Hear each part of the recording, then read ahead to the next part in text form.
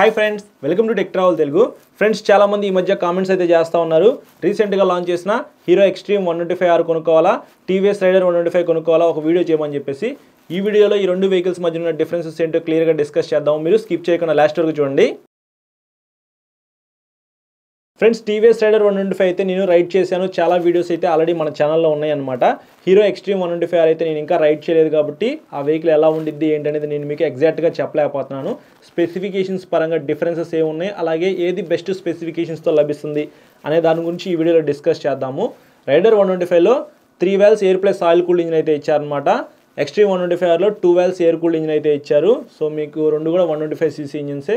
Air plus oil cooled 3 valves ఇంజిన్తో లభిస్తూ ఉంది కాబట్టి స్పెసిఫికేషన్స్ పరంగా టీవీఎస్ రైడర్ 125 బెస్ట్ ఇంజిన్ అని చెప్పుకోవచ్చు. రైడర్ 125లో చూసుకున్నట్లయితే 11.3 PS పవర్, 11.2 Nm టార్క్తో లభిస్తూ ఉంది. హీరోలో చూసుకున్నట్లయితే 11.4 PS పవర్, 10.5 Nm టార్క్ అయితే ఇచ్చారనమాట. పవర్ అండ్ టార్క్ దగ్గర కూడా మీరు కొద్దిగా డిఫరెన్సెస్ అయితే నోటీస్ చేయొచ్చు. ఇంకా మనం ట్రాన్స్మిషన్ గురించి మాట్లాడుకున్నట్లయితే రెండింటిలో కూడా 5 స్పీడ్ మాన్యువల్ ట్రాన్స్మిషన్ ఇచ్చారు. సో టీవీఎస్ రైడర్ 125లో ట్రాన్స్మిషన్ అయితే చాలా స్మూత్గా ఉండిద్ది. ఇది మనం చెక్ చేయాలన్నమాట హీరోలో ఎలా ఉంది ఏంటనేది. బ్రేక్స్ గురించి మాట్లాడుకుందాము. రైడర్ 125లో 240mm పెట్రోల్ డిస్క్ అయితే ఇచ్చారనమాట. మీకు బ్రేక్స్ అయితే బాగానే పడతాయి. సింక్రనైజ్డ్ బ్రేకింగ్ టెక్నాలజీ అయితే టీవీఎస్ అయితే యూజ్ చేసేదని చెప్పుకోవచ్చు. Back side 130mm drum break అనమాట. కానీ హీరో వాళ్ళు మాత్రం ఇక్కడ ఒక ప్లస్ పాయింట్ అని చెప్పుకోవచ్చు. హీరో వెహికల్కి 276mm డిస్క్ బ్రేక్ అయితే ఇచ్చారు. ఏబిఎస్ కూడా ఉంది. మనకి బ్రేక్స్ అయితే మాత్రం ఇంకా బెటర్గా అయితే పడతాయి అనమాట. సేఫ్టీ పరంగా ఏబిఎస్ కూడా ఉంది. పెద్ద డిస్క్ బ్రేక్ అయితే ఇచ్చారు. అలాగే బ్యాక్ సైడ్ 130mm డ్రమ్ బ్రేకే అనమాట. సస్పెన్షన్ దగ్గర కూడా మీరు కొద్దిగా డిఫరెన్సెస్ అయితే నోటీస్ చేయొచ్చు. రైడర్ 125లో front side 30mm telescopic suspension అయితే ఇచ్చారు. బ్యాక్ సైడ్ మోనోషాక్ అయితే ఉందన్నమాట. అదే హీరో ఎక్స్ట్రీమ్ 125Rలో చూసుకున్నట్లయితే front side 37mm telescopic suspension అయితే ఇచ్చారు. బ్యాక్ సైడ్ మోనోషాకే ఉందన్నమాట. కొద్దిగా లావ్ సస్పెన్షన్ మనకి హీరో ఎక్స్ట్రీమ్ 125Rలో ఉంది కాబట్టి బెటర్ పెర్ఫార్మెన్స్ అయితే ఖచ్చితంగా హీరోలో ఉండిద్దని చెప్పుకోవచ్చు రైడర్ 125తో కంపేర్ చేసుకుంటే. టైర్స్ అండ్ వీల్స్ విషయానికి వస్తే ఇక్కడ మీరు కొద్దిగా డిఫరెన్సెస్ అయితే నోటీస్ చేయొచ్చు. 70 inch alloy wheels with tubeless టైర్స్తోనే రెండు వెహికల్స్ లభిస్తూ ఉన్నాయి. కాకపోతే టైర్ సైజెస్ అనేది డిఫరెన్సెస్ అయితే ఉన్నాయన్నమాట. రైడర్ 125లో 80/100 సెక్షన్ టైర్ అయితే ఇచ్చారు. బ్యాక్ సైడ్ 100/90 సెక్షన్ టైర్ అయితే ఉందన్నమాట. అదే హీరోలో చూసుకున్నట్లయితే ఫ్రంట్ సైడ్ 90/90 సెక్షన్ టైర్ అయితే ఇచ్చారు. బ్యాక్ సైడ్ 120 సెక్షన్ టైర్ అయితే ఇచ్చారనమాట. ఇది కొద్దిగా వైడ్ టైర్ అని చెప్పుకోవచ్చు. మీకు బెటర్ టైర్స్ గ్రిప్ అనేది హీరో ఎక్స్ట్రీమ్ 125Rలోనే ఉండిద్ది అనమాట. డైమెన్షన్స్ విషయానికి వస్తే రెండు వెహికల్స్లో కూడా గ్రౌండ్ క్లియరెన్స్ అనేది 180mm అయితే ఇచ్చారు. సో మీకు బెటర్ పెర్ఫార్మెన్స్ అయితే రెండు వెహికల్స్లో కూడా ఉండిద్దని చెప్పుకోవచ్చు. పెద్ద స్పీడ్ బ్యాక్స్ దగ్గరికి వెళ్ళినా, ఎక్కడైనా పెద్ద పెద్ద గుంతల దగ్గరికి వెళ్ళినా సరే మీకు అంత తొందరగా ఇంజిన్ దగ్గర తగలదు అనమాట. సో 180mm అయితే ఉంది కాబట్టి రెండింటిలో కూడా బెస్ట్ గ్రౌండ్ క్లియరెన్స్ అయితే ఉందని చెప్పుకోవచ్చు. 780mm సీట్ హైట్తో రైడర్ 125 అయితే లభిస్తూ ఉంది. 5.4 హైట్ ఉన్న వాళ్ళైతే ఈజీగా ఈ వెహికల్ని రైడ్ చేయొచ్చు. ఎందుకంటే 123 kg వెయిట్ మాత్రమే ఉండిద్ది అనమాట. అదే హీరో చూసుకున్నట్లయితే 794mmతో లభిస్తూ ఉంది. మినిమం 5.5 కన్నా హైట్ అయితే ఎక్కువ ఉండాలి. వాళ్ళైతే ఈజీగా రైడ్ చేయొచ్చు. ఎందుకంటే 136 kg వెయిట్ అయితే ఉందన్నమాట. రెండు వెహికల్స్ కూడా ఫ్యూల్ కెపాసిటీ 10 లీటర్స్ ఇచ్చారనమాట. సో అక్కడ వీళ్ళు కాంప్రమైజ్ అయితే అవ్వలేదు. కొద్దిగా సీట్ హైటు, వెయిట్ దగ్గర మీరు డిఫరెన్సెస్ అయితే నోటీస్ చేయొచ్చు. ఎందుకు కొద్దిగా వెయిట్ పెరిగింది అనే దాని గురించి మాట్లాడుకున్నట్లయితే లావ్ సస్పెన్షన్, పెద్ద టైర్స్, అలాగే పెద్ద డిస్క్ బ్రేక్ ఇచ్చారు కాబట్టి కొద్దిగా అయితే వెయిట్ పెరిగిందని చెప్పుకోవచ్చు. ఫీచర్స్ విషయానికి వస్తే రైడర్ 125లో 5 ఇంచెస్ కలర్ కన్సోల్ అయితే ఇచ్చారు. చాలా ఫీచర్స్ అయితే ఉన్నాయి. USB ఛార్జింగ్ సాకెట్ అయితే ఉంది. Side stand engine cut off అయితే ఉంది. బ్లూటూత్, నావిగేషన్, ఇట్లా చాలా ఫీచర్స్తో రైడర్ 125 అయితే లభిస్తూ ఉంది.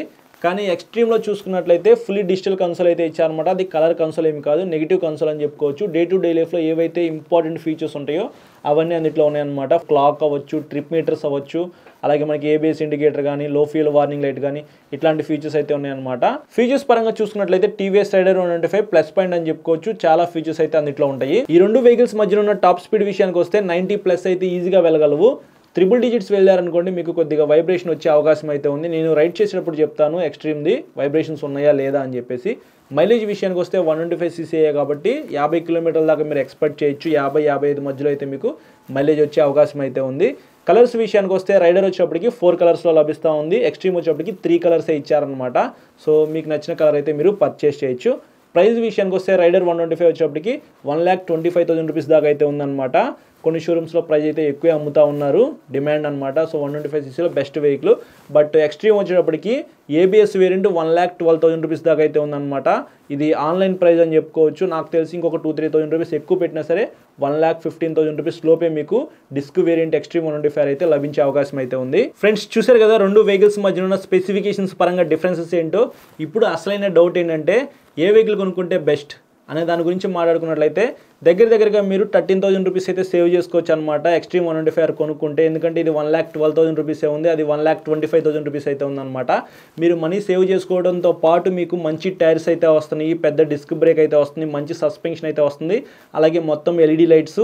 ఇంకా ఒక ప్లస్ పాయింట్ ఏంటంటే మీకు ఏబిఎస్ కూడా ఇస్తున్నారు బ్రో. ఇన్ని ఫీచర్స్ అయితే మీకు ప్రైస్ తక్కువలో హీరో వాళ్ళు ఇస్తున్నారు కాబట్టి రైడర్ 125తో కంపేర్ చేసుకుంటే స్పెసిఫికేషన్స్ పరంగా నాకైతే ఇది బెస్ట్ అనిపిస్తూ ఉంది. నేను ఇంకా హీరో ఎక్స్ట్రీమ్ 125 రైడ్ చేయలేదు కాబట్టి మీకు ఎగ్జాక్ట్గా చెప్పలేకపోతున్నాను. పెర్ఫార్మెన్స్ ఎలా ఉంది, బ్రేక్స్ ఎలా ఉంది, ట్రాన్స్మిషన్ ఎలా ఉంది అనే దాని గురించి అయితే మాత్రం నా వీడియో కోసం వెయిట్ చేయండి, నేను మొత్తం ఆ వీడియోలో డిస్కస్ చేస్తాను.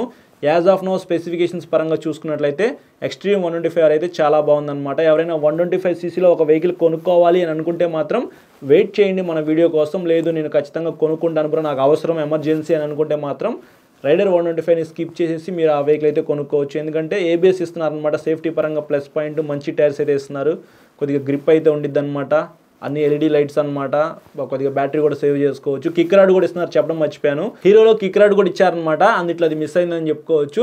సో ఇట్లాంటి చాలా అప్డేటెడ్ ఫీచర్స్తో మనకి హీరో ఎక్స్ట్రీమ్ 125R అయితే లభిస్తూ ఉంది. వెయిట్ చేయండి వీడియో కోసం. సో ఇది ఫ్రెండ్స్, ఓవరాల్గా వీడియో అయితే నచ్చితే లైక్ చేసి మీ ఫ్రెండ్స్ అందరికీ షేర్ చేయండి. మీకు ఏమైనా డౌట్స్ ఉంటే మాత్రం ఇన్స్టాగ్రామ్లో ఫాలో అయిన తర్వాత మెసేజ్ చేయండి, నేను మెసేజ్ చూస్తే ఖచ్చితంగా రిప్లై అయితే ఇస్తాను. అలాగే చాలామంది సబ్స్క్రైబ్ చేయకుండా చూస్తున్నారు, సబ్స్క్రైబ్ చేసుకుని పక్కన బెల్ ఐకాన్ అయితే క్లిక్ చేయండి, నేను వీడియో పెట్టిన వెంటనే నోటిఫికేషన్ అయితే వస్తుంది. Thank you.